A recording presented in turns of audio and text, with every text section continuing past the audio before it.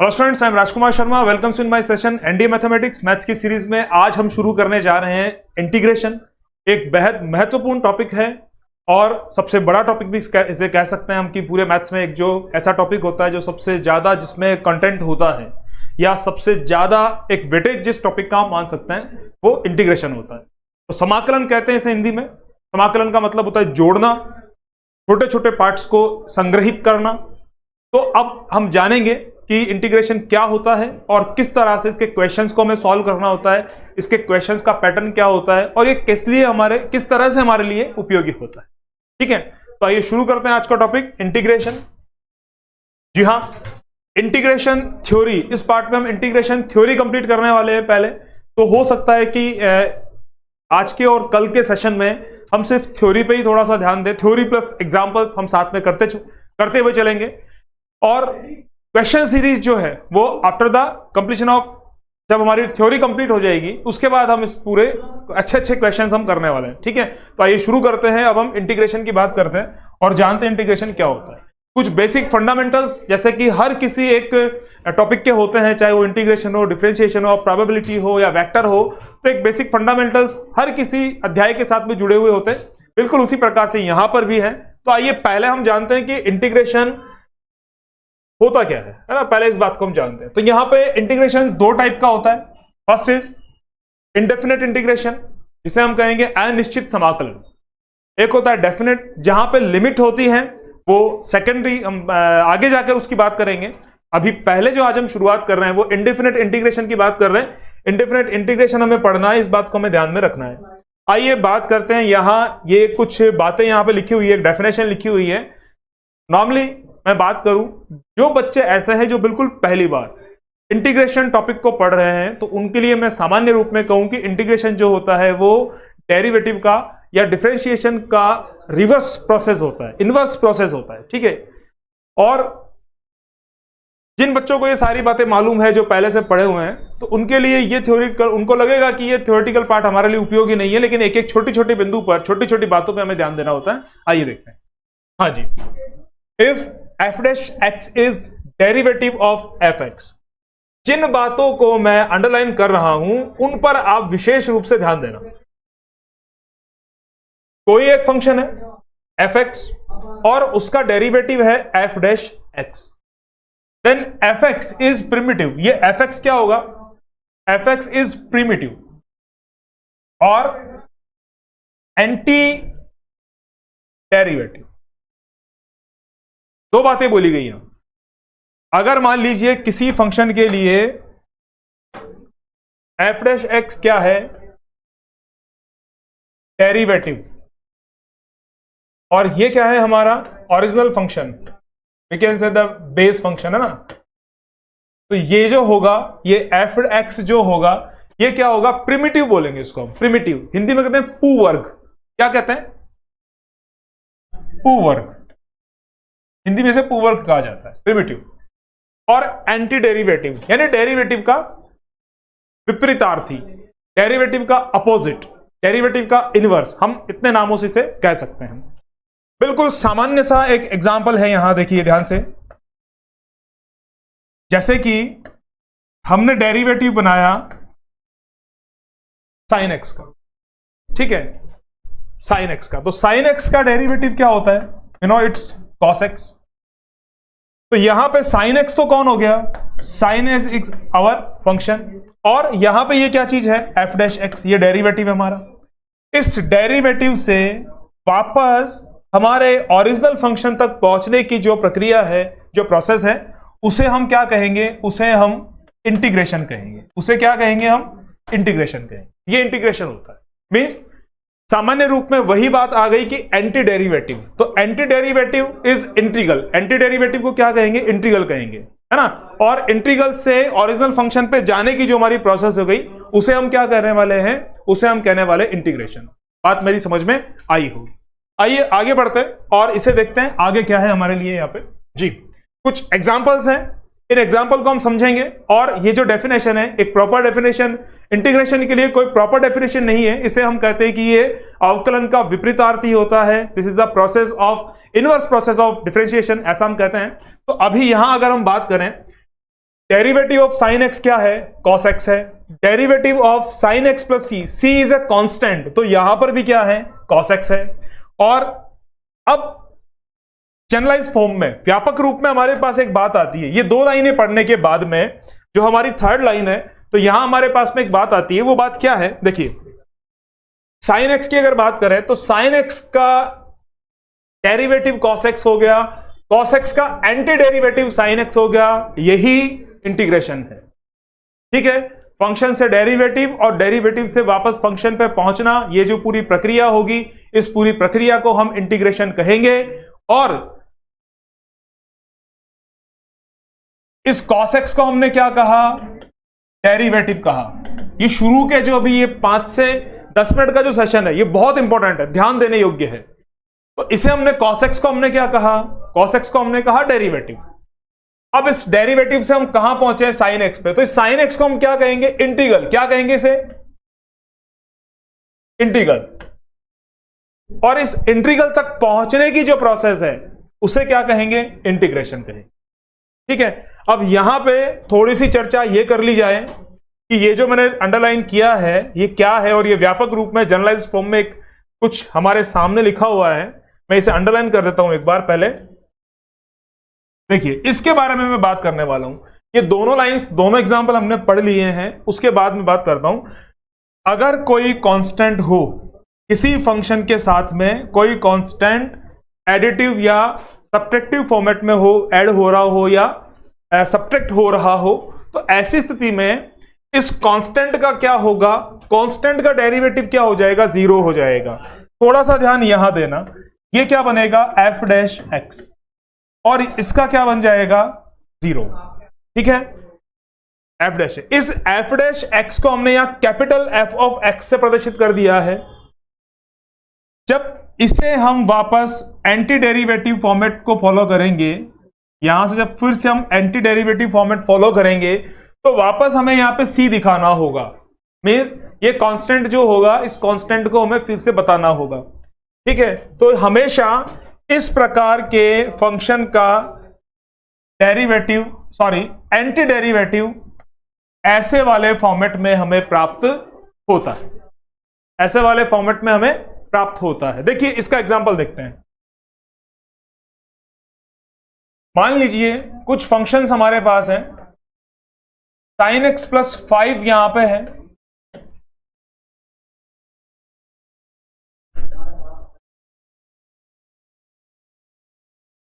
यहां π/2 है, और ये साइन एक्स कुछ भी हम यहां कर सकते हैं। चलिए, मैंने 22/7 इसे बना दिया है। हाँ जी, तो यहां पे क्या आने वाला है? इसका आंसर क्या होगा? cos x। Sine x plus π/2, इसका भी आंसर क्या होगा? cos x। और यहां पर भी आंसर क्या बनने वाला है? cos x। तो अब अगर हम यहां पे बात कर रहे हैं, देखिए मैं क्या बताना चाह रहा हूं, मेरी बात पे ध्यान दीजिएगा। मैं यहां बताना चाह रहा हूं कि जब हम किसी फंक्शन का इंटीग्रेशन करते हैं, ये सिंबल जो होते हैं इंटीग्रेशन का सिंबल है, आगे इसके बारे में हम बात करने वाले हैं। ठीक है, तब हम इसे एक कांस्टेंट हम यहां पे ऐड कर देते हैं, जिसे हम कहते हैं इंटीग्रेटिंग कांस्टेंट। ये कांस्टेंट क्यों होता है? इंडेफिनेट इंटीग्रेशन की बात कर रहे हैं, इंडेफिनेट इंटीग्रेशन में ही ये कांस्टेंट होता है। और ये क्यों होता है, बात यहां समझ में आने वाली है। देखिए, अब हम इंटीग्रेशन कर रहे हैं,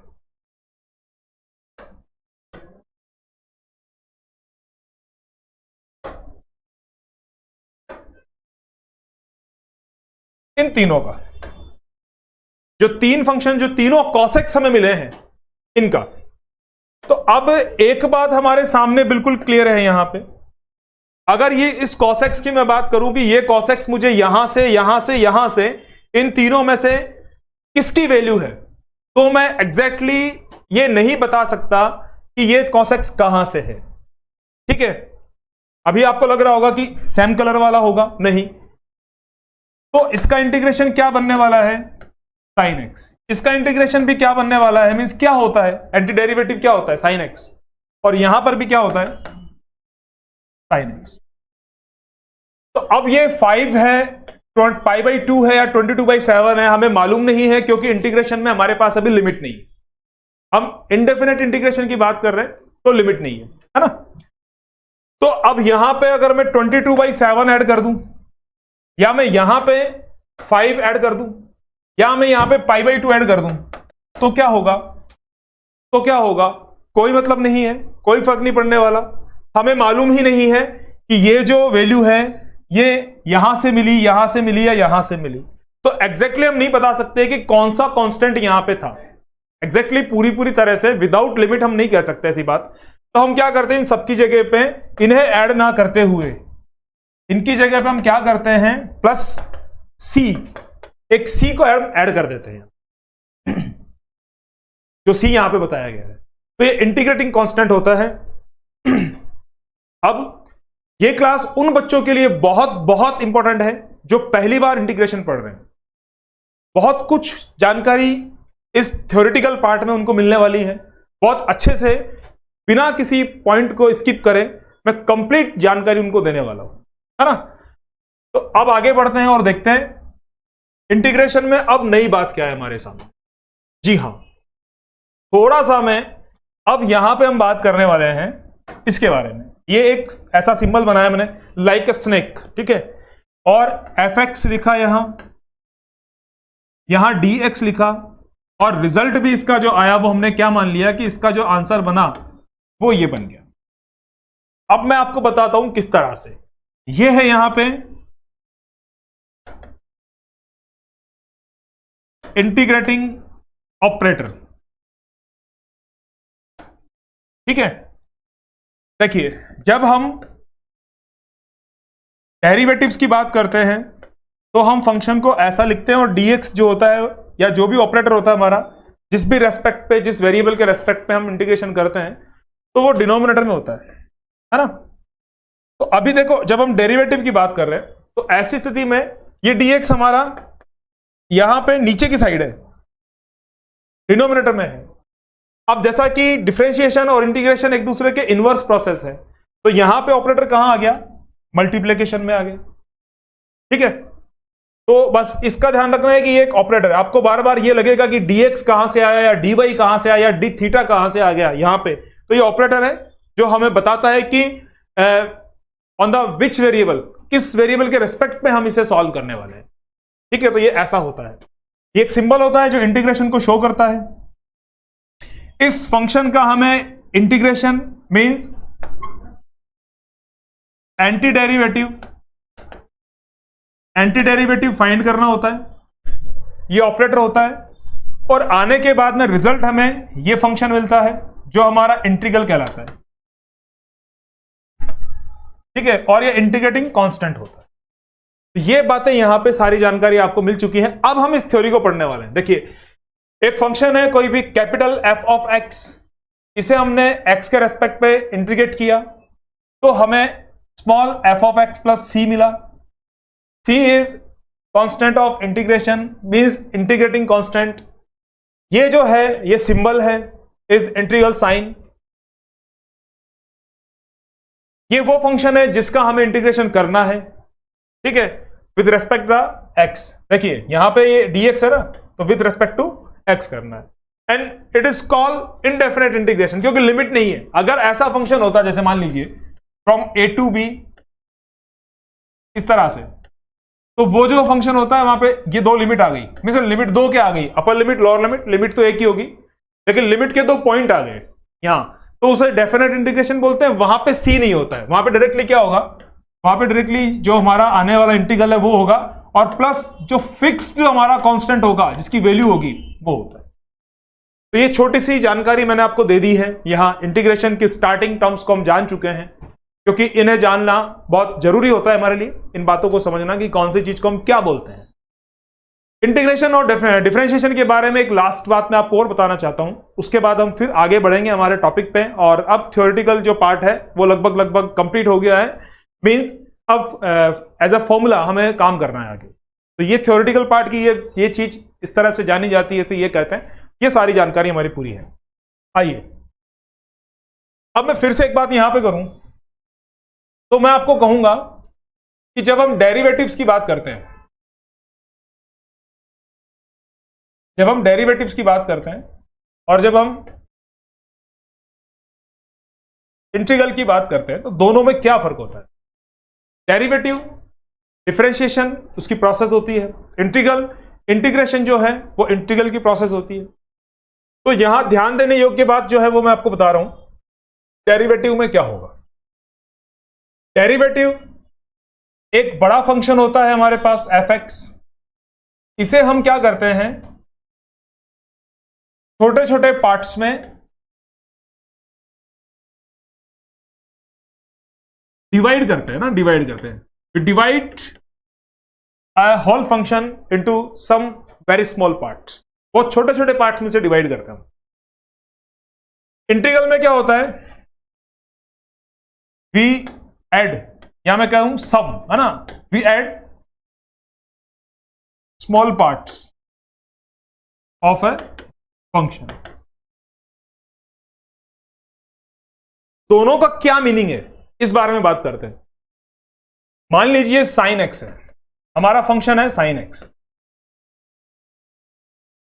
तो इस साइन एक्स को हम क्या करेंगे, एक्स की अलग अलग वैल्यूज के लिए, जैसे एक्स मान लीजिए अभी मैं बात कर रहा हूं यहां पे, जैसे 30 डिग्री, 31 डिग्री, 32 डिग्री, 33 डिग्री, तो इस तरह से इन छोटी छोटी वैल्यूज पे हम क्या करेंगे, इस साइन एक्स को, ये तो कांस्टेंट वैल्यूज है सारी, फिक्स वैल्यू यहां पे आने वाली है हमारे पास में। तो अब मान लीजिए हमें क्या करना है, 30 से 35 डिग्री तक की वैल्यू को हमें कंफर्म करना है कि यहां 31 से 30 डिग्री से 35 डिग्री तक कितना चेंज इसमें आता है। चेंज का नाम ही, जो एवरेज चेंज होता है उसे ही हम क्या कहते हैं, उसे ही हम डेरिवेटिव कहते हैं किसी फंक्शन का। तो यहां पे हम वैल्यू फाइंड करेंगे, इस वैल्यू पे फाइंड करेंगे, इस नंबर पे वैल्यू फाइंड करेंगे, इस नंबर पे वैल्यू फाइंड करेंगे, इन अलग अलग पार्ट्स में इसे डिवाइड कर देंगे। या इस तरह से मैं कहूं,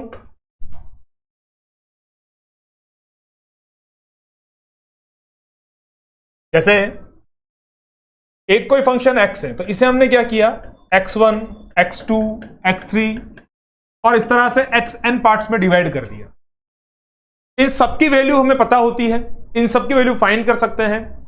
तो ये जो प्रोसेस हुई, जब एक फंक्शन को हमने अलग अलग छोटे छोटे पार्ट्स में डिवाइड कर दिया, तो ये प्रोसेस तो क्या होती है, डिफरेंशिएशन होती है। अब इन छोटे छोटे पार्ट्स को अगर हम वापस ऐड कर दें, तो उसे हम क्या कहेंगे, यहां क्या करना है हमें, इस xn को हमें ऐड करना है फ्रॉम 1 to n, है ना। तो ये जो हमारी प्रोसेस आएगी, इस प्रोसेस को हम क्या कहेंगे, इंटीग्रेशन। बात समझ में आई? ऐसा होता है। तो यहां हमने आज अभी तक इस सेशन में लगभग 10 मिनट हमने पढ़ाई की। अभी इस सेशन में हमने क्या जाना, यहां हमने जाना इंटीग्रेशन क्या है, ये कैसी प्रोसेस है, इसके सिंबॉलिक मीनिंग्स क्या है, डेरिवेटिव के साथ में इसका क्या रिलेशन है, डेरिवेटिव के साथ में इसका क्या बिहेवियर है, और ज्योमेट्रिकली इसका मीनिंग क्या होता है। ज्योमेट्रिकली मीनिंग जो है वो है कि इंटीग्रेशन जो है वो एक तरीके से एरिया फाइंड करने के हमारे यूज होता है, जब when we have the limit, when we have the definite integration. ठीक है, अब आगे देखते हैं प्रॉपर्टीज ऑफ इंडेफिनेट इंटीग्रेशन। अब यहां एक नई बात आ गई है, कुछ प्रॉपर्टीज हैं, इन्हें जानेंगे। इंटीग्रेशन जो अभी तक हमने पढ़ा है वो बिल्कुल इस रूप में पढ़ा है कि integration is reverse process, inverse process of differentiation. Integral is anti derivative. अभी तक हमने इतना ही पढ़ा है। एग्जाम्पल मैं देने वाला हूं इन दो प्रॉपर्टीज के साथ में। देखिए पहला वाला क्या है कि अगर हमें यहां पे 2 या 3 या 4 फंक्शंस का इंटीग्रेशन करना पड़े और उनके बीच में प्लस या माइनस का साइन ऐड हो, प्लस या माइनस का साइन इंसर्ट करा हुआ हो, तो यहां जितने भी फंक्शन है, जैसे 2 फंक्शन है f(x) और g(x), तो उनका हम अलग अलग इंटीग्रेशन करेंगे। फॉर एग्जाम्पल देखिए, एग्जाम्पल लिखने वाला हूं मैं यहां पे, sine x plus sec square x with respect to x, ये dx लगा दिया ना। तो इसे हम क्या करने वाले हैं, पहले इसे ऐसा लिखा जाएगा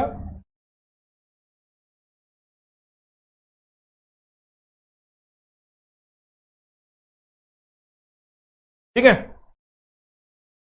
अब सामान्य सी बात है, साइन एक्स जो है, या साइन एक्स की मैं बात करूं तो साइन एक्स जो है वो किसका एंटी डेरिवेटिव होगा। बहुत अच्छी बात आई है यहां पे, देखिए थोड़ा सा हमें और समझने को मिलेगा। साइन एक्स के लिए अगर मैं बात करूं, देखिए डिफरेंशिएशन ऑफ कॉस एक्स, तो हमें क्या मिलता है, माइनस साइन एक्स। और मैं माइनस साइन एक्स का एंटी डेरिवेटिव अगर खोजने के लिए खोजूं इसे, तो क्या मिलेगा, कॉस एक्स। और साइन एक्स का क्या मिलेगा, देखिए अब समझना आप मेरी बात, अगर मैं यहां से माइनस हटा दूं इस प्रोसेस में, अगर मैं यहां से माइनस हटा दूं, यहां से ओनली साइन एक्स कर दें, तो यहां पे क्या हो जाएगा, माइनस कॉस एक्स होगा ना।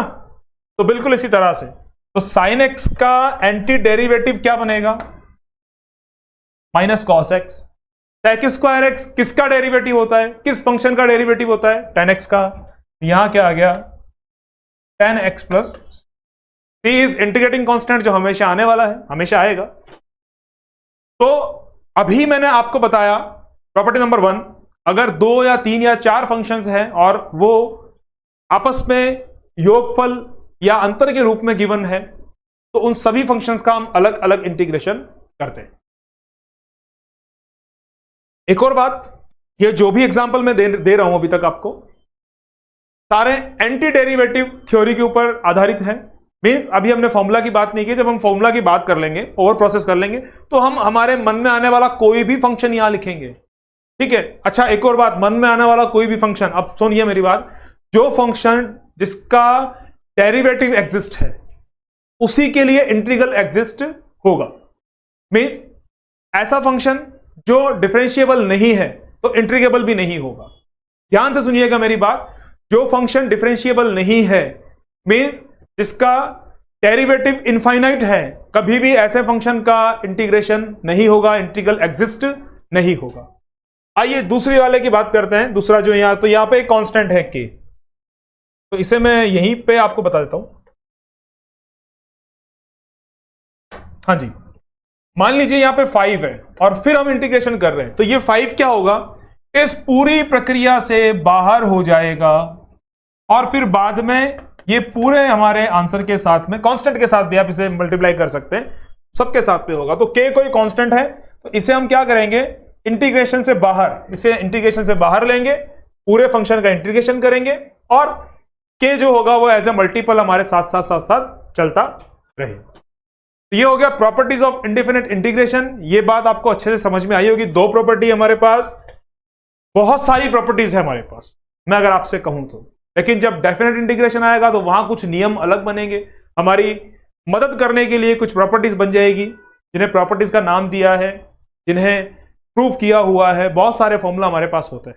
अभी हम इसमें आगे बढ़ने वाले हैं और भी देखने वाले हैं कि क्या क्या और जानकारी हमारे पास है। लेकिन मैं आपसे फिर से एक मेरा निवेदन है, बहुत पेशेंस के साथ में आप ये दोनों मेरे सेशन, आज वाला सेशन और नेक्स्ट सेशन जो हमारा होगा कल, दोनों सेशन बहुत आराम से आप अटेम्प्ट कीजिएगा, बहुत आराम से सारे नोट्स बनाइएगा कॉपी में। फिर आप कभी भी इस बात को लेकर आपको कोई डाउट नहीं होगा कि थ्योरेटिकल पार्ट में, इंटीग्रेशन में हमारा ये फॉर्मूला या कोई भी लाइन या कोई भी तरह का कोई प्रॉपर्टी हमें नहीं आती। कंप्लीट मैं आपको करवा दूंगा बहुत अच्छे से, जैसे मैंने लास्ट टॉपिक भी करवाए हैं। क्वेश्चन सीरीज होगी बहुत बेहतरीन हमेशा की तरह, इन्हें आप फॉलो करते जाइए और आगे बढ़ते जाइए। तो अभी हमने ये 2 प्रॉपर्टीज को कंप्लीट कर लिया है। 2 प्रॉपर्टी हमने देखी है, कैसे हमने उनको उपयोग कैसे करना है, इतनी ही बात है खाली इसके अंदर। अब आगे बढ़ते हैं, नंबर 3 पे चलते हैं हम। तो नंबर 3 पे हमें बताया गया है, ध्यान पूर्वक बहुत अच्छे से हम देखने वाले हैं इसे। fx कोई फंक्शन है, dx हमारा इंटीग्रेटिंग ऑपरेटर है, इसका इंटीग्रेशन करना है और फिर उस फंक्शन का डेरिवेटिव भी करना है, तो निश्चित रूप से वो फंक्शन ही तो हमें मिलने वाला है। ठीक है, ये कुछ बातें ऐसी बताई जाती है यहां पे। ये क्या होता है कि एक शॉर्ट मेथड होता है, इन्हें एज ए एमसीक्यू, जब एमसीक्यूज की बात करते हैं, मल्टीपल क्वेश्चंस की हम बात करते हैं, ऑब्जेक्टिव की, तो वहां पे ये प्रॉपर्टीज बहुत कुछ हमारे लिए, बहुत इंस्टेंट आंसर लेने के लिए हमारे काम की होती है। तो ऐसा नहीं समझना चाहिए कि सर ये तो बहुत छोटी सी बात है, ये तो हम पहले से जानते हैं, या ये तो हम मतलब अंडरस्टूड है ऑलरेडी, तो ऐसा नहीं होना चाहिए। पूरी बातों को हमारी जानकारी बहुत अच्छे से होनी चाहिए। आइए इसका एक एग्जांपल लेते हैं। जैसा कि मालूम है बहुत आसान है, मालूम है, फिर भी हमें देखना चाहिए। यहां जैसे cos x dx है और इसका हम इंटीग्रेशन कर रहे हैं, फिर पूरे का हम डिफरेंशिएशन भी कर रहे हैं। तो स्टेप बाय स्टेप हम काम करने वाले। cos x का क्या बन गया sin x, और अब sin x का डेरिवेटिव क्या बन जाएगा cos x। तो कौन मिला, तो मिला तो हमें हमारा फंक्शन, इतनी सी बात है, ठीक है। अब ऐसे ही यहां अगर बात करें तो एक बेहद महत्वपूर्ण बात है ये, जैसे fx की पावर n है और यहां fx dx है, ठीक है। तब जो हमारा फंक्शन बनने वाला है वो fx to power n+1 c होगा। तो यहां छोटी सी एक मैं आपको बात बता दूं, ये टाइपिंग महोदय से थोड़ा सा यहां पे मिसप्रिंट हुआ, यहां डेरिवेटिव होगा। अगर एक फंक्शन है उसकी पावर n है और साथ ही साथ उसका डेरिवेटिव भी एग्जिस्ट है, तो ऐसी स्थिति में क्या होगा, ऐसी स्थिति में जो पावर n है, जो पावर n है वो पावर एक पावर बढ़ जाएगी। मैं बताता हूं आपको, इसका एग्जांपल करके मैं बताने वाला हूं आपको। आइए नंबर 5 को भी एक बार हम देख लेते हैं क्या है। एक फंक्शन fx है, वी हैव fx। इस fx का हमें इंटीग्रेशन करना है, तो वो कैपिटल f ऑफ x और c जो इंटीग्रेटिंग कांस्टेंट है वो हमें मिलने वाला है, ये होता है। तो इस पर आधारित ये बात यहां बताई गई है। देखिए f of ax plus b dx, तो यहां पर x का मल्टीपल कौन है भाई, a है, b इज प्योरली कांस्टेंट और x का मल्टीपल कौन है यहां पे, a है, ठीक है। तो ऐसी स्थिति में क्या होगा, फंक्शन का इंटीग्रेशन हम बनाएंगे, लेकिन जो x का मल्टीपल होगा वो हमारा डिवीजर भी बनेगा। x का जो मल्टीपल होगा वो हमारा डिवीजर भी बनेगा। क्लियर है, इसकी बात करते हैं। आइए एक एग्जांपल मैं आपको देता हूं। प्रॉपर्टी नंबर 4 की बात हम कर रहे हैं। एक कोई फंक्शन है, कोई भी फंक्शन हो सकता है यहां पे, sin x dot cos x। अब sin x की होल पावर जो है वो हमने एग्जांपल के लिए 5 कर दी। तो अब हमें क्या करना है, इसकी वैल्यू पता करनी है। इंटीग्रेशन में क्या है, अगर ये fx है तो ये तो यहां पे इसका डेरिवेटिव f'(x) निश्चित रूप से है। तो ऐसी स्थिति में क्या होगा, डायरेक्टली बिना कुछ ज्यादा बात करें आपको सीधा सीधा क्या करना है, प्रॉपर्टी हमारी यही तो है, fx डॉट f'(x) dx है ना। तो ऐसी स्थिति में आपको क्या करना है, सीधा सीधा सा, यहां पे पावर n है, तो आप fx is to power n+1 upon n+1 plus c, यही तो करना है हमको। इस तरह से इसका आंसर क्या होगा, देखिए sin x पावर कितना होगा, 5+1 upon 5+1 plus c means sin x is to power 6 upon 6 plus c। That's our answer. तो ये हमारा आंसर हो गया, बस इतनी सी बात है। तो छोटी छोटी बातें हैं लेकिन बेहद महत्वपूर्ण है ना। किसी भी बात को, किसी भी चीज को हमें छोटा नहीं समझना चाहिए, ऐसा मेरा मानना है। हाँ जी, अब बात करते हैं हम, कुछ फॉर्मूला यहां पे हमारे पास आ चुके हैं, इन फॉर्मूलाज की हम बात करने वाले हैं। अपने आप में कुछ ऐसे एंटी डेरिवेटिव फॉर्मेट में, अभी तक हम इतनी ही बात कर रहे हैं, कोई भी फॉर्मूला हमने ड्राइव नहीं किया है। डिफरेंशिएशन से जो रिवर्स प्रोसेस, इनवर्स प्रोसेस पे जो वापस हमारा फंक्शन हमें मिल रहा है, मींस एंटी डेरिवेटिव, स्टार्टिंग में जो हमारी बात हुई थी उसी पे बेस्ड फॉर्मूला है यहां। आइए इनकी जानकारी लेते हैं, इन्हें समझते हैं और किस तरह से हम इन्हें आगे यूज करने वाले हैं इस बारे में भी हम जानकारी लेते हैं। तो आराम से, समय की आपको कोई फिक्र नहीं होनी चाहिए, आराम से, बहुत लंबा समय हमारे पास है। x टू पावर n, मैं आपको बता दूं ये इंटीग्रेशन का सिंबल है, इसका साइन है, डजंट मैटर, कोई प्रॉब्लम नहीं है, इसका मतलब है मैं इंटीग्रेशन करना है। dx जो है वो हमारा ऑपरेटर है विद रेस्पेक्ट टू x, ये हमें करना है। तो ध्यान किस पे देना है कि फंक्शन क्या है, जैसे ये, तो ध्यान हमें इस बात पे रखना है, ठीक है। अब मैं आगे बढ़ता हूं, इसे हटा देता हूं मैं, एक बार समझा दिया है मैंने आपको जी। देखिए हाँ जी, तो यहां पे x to power n dx integration बन गया x to power n+1 upon n+1 plus c dx upon x। तो एक्चुअल फॉर्मेट इसका जो है वो इस तरह से है, 1 upon x dx is to power x dx। तो यहां पे हमारे टाइपिंग महोदय ने थोड़ी सी गलती कर दी, मैं इसे रिमूव कर दूं, यहां पे x ऊपर होगा भाई, इज टू पावर x। आइए अब आगे बात करते हैं। हाँ जी, इसका मतलब है कोई भी वेरिएबल है, एनी वेरिएबल फंक्शन, x हो सकता है, साइन x हो सकता है, इज टू पावर x हो सकता है, log x हो सकता है, 10x हो सकता है, कुछ भी, किसी भी वेरिएबल की पावर अगर कांस्टेंट है तो ये फॉर्मूला हम अप्लाई करेंगे वहां। डेरिवेटिव एग्जिस्ट होना चाहिए, एंटी डेरिवेटिव एग्जिस्ट होना चाहिए, ऐसी स्थिति में यह फॉर्मूला हमारा एप्लीकेबल होगा। मान लीजिए हमें इंटीग्रेशन करना है x टू पावर 5 का, तो क्या होगा, x to power 5 plus 1 upon 5 plus 1 plus c means क्या बन जाएगा, x to power 6 upon 6 plus, ठीक है, इस तरह से करना है। मीन्स ध्यान ये रखना है हमें। अब देखो इस पे अगर मैं बात कर दूं n टू पावर n, जहां n भी कांस्टेंट है और ये n पूरा, दोनों n एक ही है, दोनों कांस्टेंट हैं, x टू पावर x, या मैं बात करूं n टू पावर x, तो ऐसी स्थितियों में, ऐसी कंडीशंस में ये फॉर्मूला एप्लीकेबल नहीं होगा।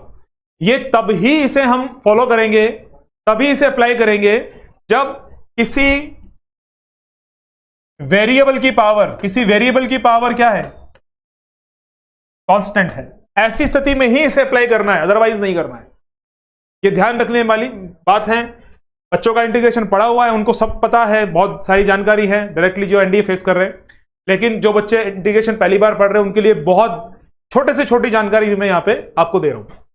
हाँ जी, अब यहां इस फॉर्मूला में एक कंडीशन है हमारे पास में, n जो है वो -1 नहीं होना चाहिए। क्यों नहीं होना चाहिए? अगर n-1 हो जाता है, दोनों फॉर्मूला को ध्यान से देखना, अगर n-1 होगा तो यहां पे 0 बनेगा, डिनोमिनेटर 0 बनेगा, तो इंटीग्रल इंडेफिनेट हो जाएगा, ठीक है, हम इंफिनिटी पे पहुंच जाएंगे, इंडेफिनेट नहीं, हम इंफिनिटी पे पहुंच जाएंगे, तो ऐसा नहीं होना चाहिए। दूसरी बात, अगर x टू पावर -1 है तो इसे हम क्या करेंगे, एक्सपोनेंट हमें क्या कहते हैं कि आप इसे 1/x करिए, तो ये 1/x बनेगा। मैंने कहा ना दोनों फॉर्मूला ध्यान से देखो, तो यहां पे 1/x की कंडीशन बन जाएगी अगर n की वैल्यू -1 है। तो अगर n -1 नहीं है, सिर्फ -1 नहीं है, ठीक है, इतना ही यहां से हमने एक्सक्लूड किया है कि -1 नहीं लेना है, तो ऐसी स्थिति में हमें क्या मिलने वाला है, तब तो हम ये फॉर्मूला अप्लाई कर देंगे, when x is not equal to -1 then we have to apply x to power n dx x n+1/n+1। और जब n की वैल्यू -1 है तो हमें log x वाले फॉर्मेट पे आ जाना पड़ेगा, 1/x की तब हम बात करेंगे और वो log x होगा, ठीक है। यहां पे मॉड नहीं भी लगाएं तो भी इसका मतलब है कि log का जो एम्पलीट्यूड है वो पॉजिटिव ही होता है। बात समझ में आ रही है। इज टू पावर x, निश्चित रूप से देखो एंटी डेरिवेटिव की बात हम कर रहे थे, तो जब एंटी डेरिवेटिव की बात कर रहे हैं, इसे मैं एक बार रफ कर दूं पूरे को, जब एंटी डेरिवेटिव की बात हम कर रहे हैं तो ऐसी स्थिति में हमें इज टू पावर x से बेहतरीन एग्जाम्पल नहीं मिल सकता।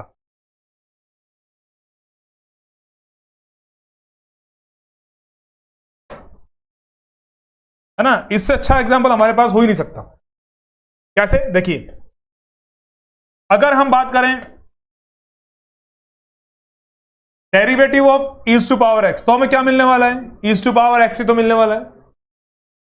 अब वापस यहां पहुंचेंगे, दोनों में कोई परिवर्तन नहीं है, तो इसका इंटीग्रल और डेरिवेटिव दोनों एक ही होता है, तो इज टू पावर x का इंटीग्रल भी इज टू पावर x होगा, इसका derivative is to power x होगा। बहुत आसान सी बात है।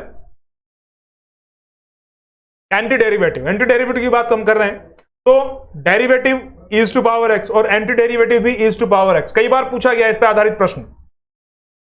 हाँ जी, अब यहां एज टू पावर x आ गया है, अभी हमने बात की थी x is to power n, n is to power x, n is to power n और x is to power x, इन सब की बात मैंने की थी यहां जब मैं इसके बारे में बता रहा था। तो अब ये जो हमारे पास x is to power n है, n क्या है यहां पे, कांस्टेंट है, x क्या है, वेरिएबल है ना।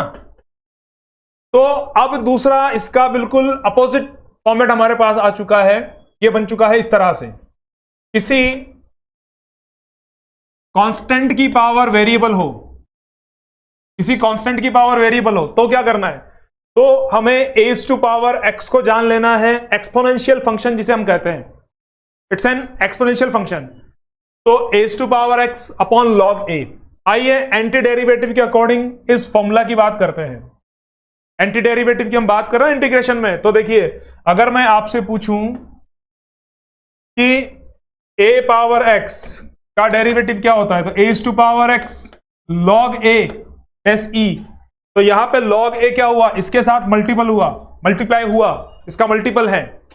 लेकिन जब हम बात कर रहे हैं इंटीग्रेशन की, तो एज टू पावर एक्स तो एज इट इज है, क्योंकि एज टू पावर एक्स का डेरिवेटिव भी क्या है, a is to power x log a. तो कांस्टेंट की हम बात कर रहे हैं। प्रॉपर्टी नंबर 5 मैंने बताई थी कि जो भी कांस्टेंट एक्स का जो भी मल्टीपल होगा वो इंटीग्रेशन में डिवीजर का काम करेगा। तो यहां ये लॉग जो है, लॉग ए जो बना, अब ये इंटीग्रेशन में क्या होगा, डिनोमिनेटर में आ जाएगा। ये चेंज है दोनों में, ठीक है। मैं आपको एक एग्जांपल, अभी इस फॉर्मूला को पहले कंप्लीट कर दूं, फिर मैं बताने वाला हूं। तो as to power x dx क्या बना, a is to power x log a, ये डिवीजर बन जाएगा, ठीक है। अब मैं आपको एक बात बताने वाला हूं, ध्यान दीजिएगा जो बात मैं समझा रहा हूं इसे इस तरह से। जैसे हमने 5 डॉट साइन एक्स का डिफरेंशिएशन किया, हमें क्या मिला, 5 कॉस एक्स। ये 5 क्या हुआ, मल्टीपल है 5 यहां पे। लेकिन जब हम यहां पे साइन 5x का डेरिवेटिव बनाते हैं, उस स्थिति में भी देखिएगा तो भी ये क्या मिलने वाला है, cos 5x डॉट 5 है ना, 5। तो 5 यहां पे मल्टीपल में मिला। लेकिन जब हम बात करें इंटीग्रेशन, सॉरी यहां पे इंटीग्रेशन करेंगे, इंटीग्रेशन cos 5x, तो यहां पे क्या मिलेगा, sin 5x, और x का जो मल्टीपल है कौन है, 5 है। तो ये 5 क्या होगा हमारा, डिनोमिनेटर में आएगा, ये डिवीजर बन जाएगा। बात समझ में आई होगी। तो मींस कहने का मेरा तात्पर्य ये है, यहां जो बात मैं बताना चाह रहा हूं कि जब हम प्रॉपर्टी नंबर 5 की बात भी है यहां, जब हम डेरिवेटिव बनाते हैं एनी कांस्टेंट,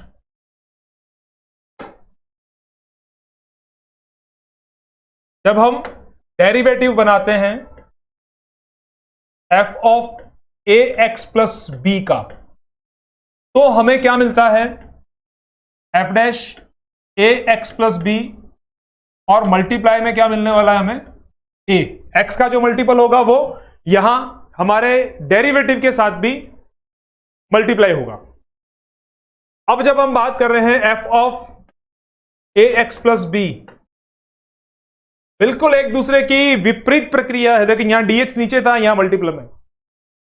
तो यहां पे मान लीजिए ये बन गया है कैपिटल F, परिवर्तित रूप। इसका जो इंटीग्रल आया वो क्या है, f of a x plus b आया। तो अब यहां पे x का मल्टीपल क्या होगा, एज अ डिवीजर काम करेगा, और यहां पे आ जाएगा प्लस c। बात आई समझ में। तो ये बात मैं आपको बताने वाला हूं, बेहद महत्वपूर्ण है। ये कहां बताई, ये वाली बात कहां आई थी, मैं आपको बताता हूं।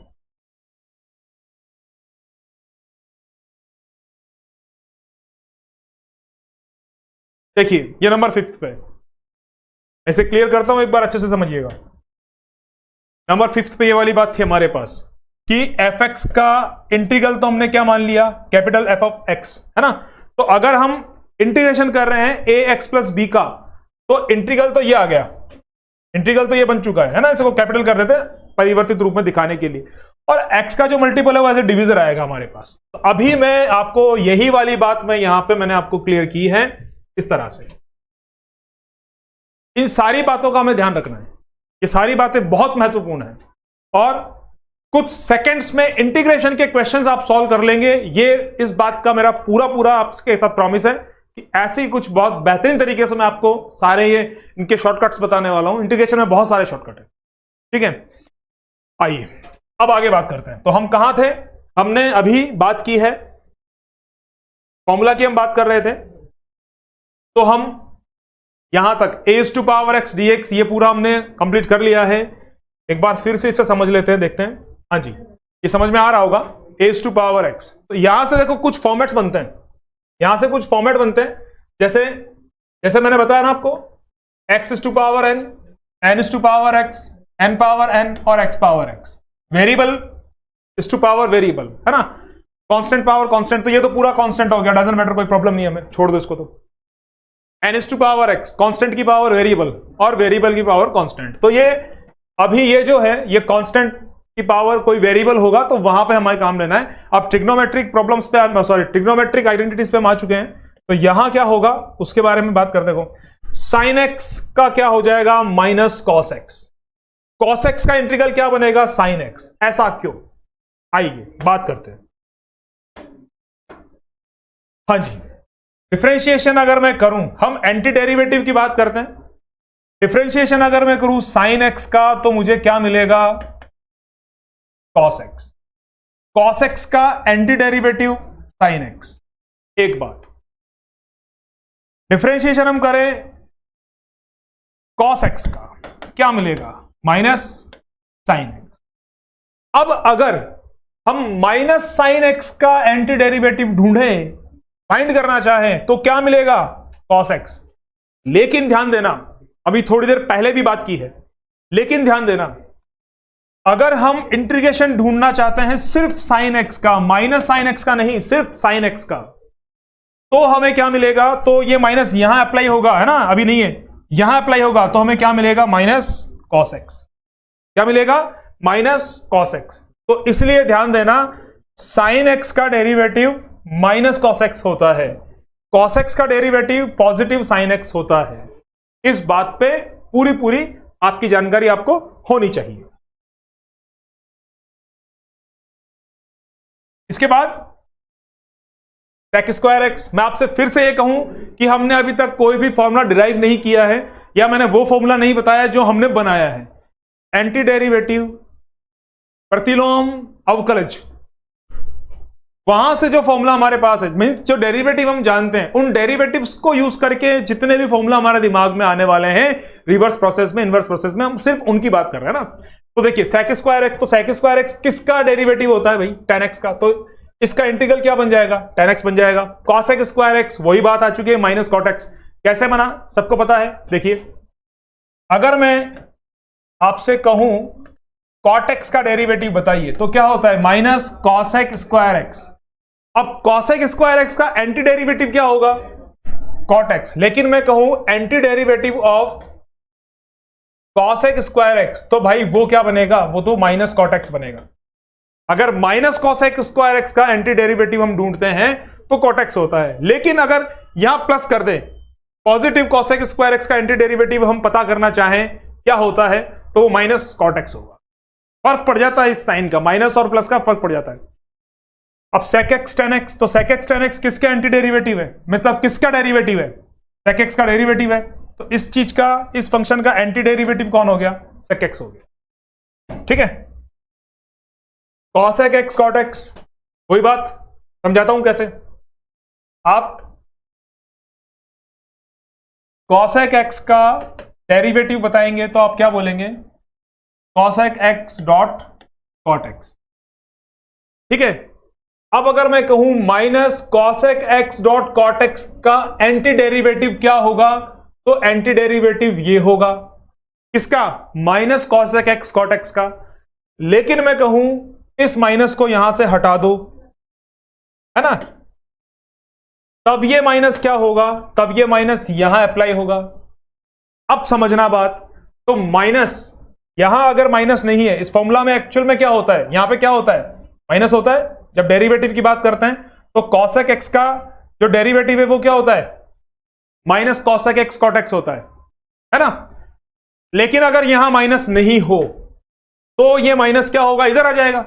तो cos x cot x का anti derivative minus cos x बनेगा। cot x का log sin x आया, किस तरह से आया जानकारी हमें लेनी पड़ेगी। यहां भी इन दो फॉर्मूला को हम अच्छे से आपको मैं समझाने वाला हूं। तो अभी इन दो फॉर्मूला को 11 और 12 नंबर को हम क्या करने वाले हैं, इसे हम एक बार ड्राइव करके देख लेते हैं कैसे होने वाला है। इस तरह से ये होता है ना। तो पहले बात करते हैं नंबर 11 की, इंटीग्रेशन ऑफ cot x। क्या बताया गया log sin x, है ना, कैसे हुआ देखते हैं, ध्यान दीजिएगा बात पे। तो cot x को अगर ट्रिग्नोमेट्रिक में थोड़ा सा चेंज करूं तो क्या लिख सकते हैं इसे हम, cos x upon sin x होगा निश्चित रूप से। अब एक बात पे ध्यान देना, आप ध्यान ये देना कि जैसे fx की बात करूं या एफ डैश एक्स की हम बात करें, या फिर ऊपर एफ डैश एक्स हो और नीचे एफ एक्स हो, तो ये दो फॉर्मेट हमारे सामने बन सकते हैं, दो फॉर्मेट हमारे सामने बन सकते, दोनों में से एक सही होगा। तो मैं आपको बताऊं, ये वाला हमारा फॉर्मेट जो होगा ये करेक्ट फॉर्मेट होगा। रीजन, एफ डैश एक्स जो होना चाहिए वो डीएक्स का मल्टीपल बनना चाहिए। अभी मैं इतनी बात कर रहा हूं क्योंकि ये जो पोर्शन है, ये जो बात है, ये इंटीग्रेशन बाय सब्स्टिट्यूशन टॉपिक में इस आर्टिकल में हम पूरा करेंगे। तो अभी इतनी सी बात मैं आपको बता रहा हूं, इसे कैसे कंप्लीट करना है, इस फॉर्मूला की बात हम कर रहे हैं सिर्फ यहां। तो ये जो फॉर्मेट है, ये फॉर्मेट हमारे किसी काम का नहीं होता है। बाय द वे, आप गलती से अगर पढ़ ले इसे तो कभी भी इस तरह से हमें नहीं करना होता है, तो इसे हटा दीजिए। अब इसकी बात करते हैं। तो जब कभी ऐसी स्थिति हमारे सामने बने तो इसका जो आंसर बनेगा वो क्या होगा, लॉग एफ एक्स प्लस सी बनेगा। तो ध्यान देने योग्य बात है, यहां पे बात करूं, साइन एक्स को हम एफ एक्स कह सकते हैं, कॉस एक्स को हम एफ डैश एक्स कह सकते हैं, मींस है, कह सकते हैं इन द सेंस है ये। तो अब ये क्या बन गया, अब सीधी सी बात करें तो बिल्कुल इस तरह लॉग ऑफ एफ एक्स बनेगा। तो लॉग ऑफ एफ एक्स कौन है, साइन एक्स है, तो ये साइन एक्स हो गया। लॉग है इसलिए मॉड अप्लाई करते हैं, और इस तरह से हमने ये फॉर्मूला बना दिया है। हम पूरी चर्चा इनकी फॉर्मूला की करेंगे, साइन एक्स, टेन एक्स का इंटीग्रल, कॉस एक्स का इंटीग्रल, कॉट एक्स का इंटीग्रल, सेक एक्स का और कॉसेक एक्स का, इन चार की बात करेंगे।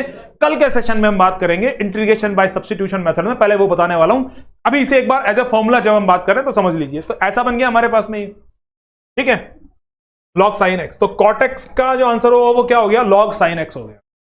अब ऐसे ही टेन एक्स की बात करते हैं, तो टेन एक्स पे ध्यान दीजिएगा। इंटीग्रेशन ऑफ टेन एक्स की अगर बात करें तो वो क्या हो जाएगा, देखो इसे हम क्या कर सकते हैं, sine x upon cos x, you can write it. अब वही बात हमारे पास आती है कि यहां पे तो आ रहा है एफ डैश एक्स और यहां पे क्या है, एफ एक्स। तो ऐसी स्थिति में ये क्या आएगा, log of f x plus c. तो अब यहां अगर बात करें तो थोड़ा सा बदलाव देखिएगा आप, साइन एक्स से यहां कॉस एक्स है ना, तो इसमें थोड़ा सा बदलाव होगा। क्या होगा, अगर कॉस एक्स हमारा फंक्शन है तो इसके लिए जो डेरिवेटिव का इसका जो डेरिवेटिव होगा कॉस एक्स का, किसका, ये कॉस एक्स है यहां पे ना, कॉस एक्स का डेरिवेटिव वो माइनस साइन एक्स होगा, तो यहां पे माइनस होगा। पूरे तरह से देखना, माइनस का उपयोग हमें करना पड़ेगा, ठीक है। यहां नहीं है लेकिन इसका डेरिवेटिव माइनस साइन एक्स होगा, तो माइनस हमारे साथ में यहां पे एप्लीकेबल होगा। तो इस तरह से ये क्या बन जाएगा, log F x. F x कौन हुआ, कॉस एक्स, तो यहां पे क्या आया, कॉस एक्स है ना, प्लस सी। लेकिन कैसे आया, लेकिन कैसे बनेगा, इस बात को हमें समझना है। आप समझना मेरी बात, टेन एक्स को हमने क्या लिखा, साइन अपॉन कॉस लिखा। ये फॉर्मेट हमने बनाया, ये फॉर्मेट हमारे सामने है कि जब कभी डेरिवेटिव और उसके डिनोमिनेटर में वो फंक्शन हो, ठीक है, तो इसे हम लॉग एफ एक्स प्लस सी कहते हैं। तो अब यहां पे ध्यान देने योग्य बात है कि अगर इसे हम एफ एक्स मानते हैं और इसे एफ डैश एक्स मानते हैं तो माइनस यहां पे होगा, क्योंकि कॉस एक्स का डेरिवेटिव क्या होता है, माइनस साइन एक्स। तो यहां पे क्या आ जाएगा, माइनस आ जाएगा, ठीक है। तो ये माइनस लॉग कॉस एक्स हो चुका है।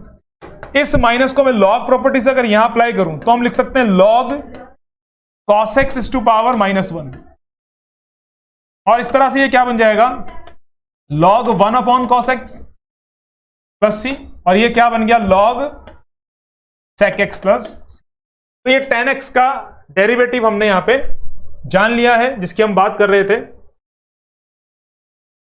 ठीक है। तो टेन एक्स पे लॉग कॉस एक्स दर्शाया गया है, ऐसा नहीं होगा, यहां माइनस होगा। क्लियर है मेरी बात। अब आगे देखते हैं, दो फॉर्मूला हम और बताने वाले हैं आपको। इनको मैं डिराइव नहीं करूंगा क्योंकि अगर मैं इनको अभी डिराइव करता हूं तो फिर मुझे इंटीग्रेशन बाय सब्स्टिट्यूशन, ये जो टॉपिक बार बार मैं बोल रहा हूं, ये पहले मैं एक बार क्लियर करूंगा आपका। तो नेक्स्ट सेशन में हम इस बारे में बात करेंगे। अभी देख लेते हैं सेक एक्स। तो सेक एक्स का, सिंपली सेक एक्स का जो हमारा इंटीग्रल बना वो क्या बन गया, log sec x plus tan x. इस log sec x plus tan x को ट्रिग्नोमेट्रिक चेंजेस करके हमने log 10 pi by 4 plus x/2 बना दिया। ऐसे ही cos x का क्या बन गया, cos x minus cot x बन गया है, और इसे ट्रिग्नोमेट्रिक चेंज करके हमने बना दिया। तो ये 14 फॉर्मूला आगे भी होंगे, जी हाँ, 15, 16, 17, तो इनके बारे में हम बात बाद में करेंगे ना पूरी तरह से, जब हम पूरा अच्छे से हमारी थ्योरी स्टेप बाय स्टेप चलने देंगे। हम जब स्टेप बाय स्टेप हमारी थ्योरी सारी कंप्लीट होगी तब हम ये बात करेंगे। तो अभी हमने आज पूरे सेशन में, इस फर्स्ट सेशन में हमने क्या देखा कि इंटीग्रल क्या होता है, कैसे इसकी प्रोसेस होती है, कैसे कैसे इसके फॉर्मूला होता है, हमने फॉर्मूला को समझा है और कोई नई बात हमने नहीं जानी है। तो ये सारा हमने कंप्लीट कर लिया है। अब सेशन को विराम देते हैं, वाणी को विराम देते हैं, फिर मिलते हैं नए सेशन में। नए सेशन में मैं शुरुआत करूंगा सब्स्टिट्यूशन बाय इंटीग्रेशन से, तो यहां से हम शुरुआत करेंगे। तब तक के लिए आप सभी को गुड लक, गुड बाय।